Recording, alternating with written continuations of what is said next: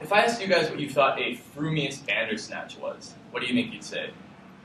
Well, most of you would probably say gibberish, right? Like, these words don't even exist. And you'd be right, these words are gibberish. And that's exactly what I thought the first time I read the poem The Jabberwocky by Lewis Carroll.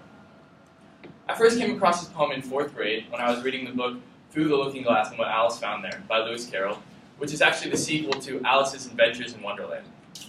I read this poem, which is largely made up of gibberish words like frumious Bandersnatch, and I thought, wow, this poem sucks. Like, what's the point in reading a poem that's made up of a bunch of words that don't even exist? But as I continued to read the poem over a little bit more, to try to understand it, I realized something really interesting. This poem, at its bare bones, is a really simple story.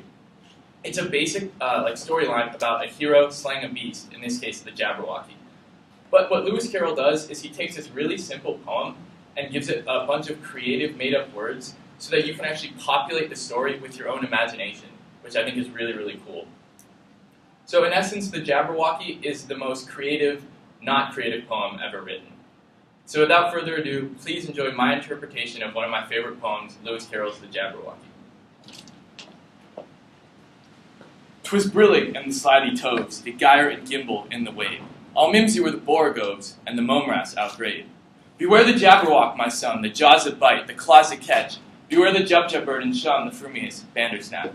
And took his vorpal sword in hand, long time the manson foe he sought, and rested he by the tumtum tree and stood a while and thought. And as in uffish thought he stood, the Jabberwock with eyes of flame came whiffling through the tulgey wood and burbled as he came.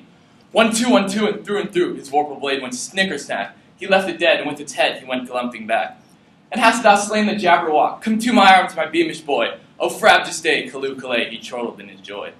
'Twas brillig and the slithy toves, the gyre and gimble in the wave. All mimsy were the borogoves, and the momrats outgrave. Thank you.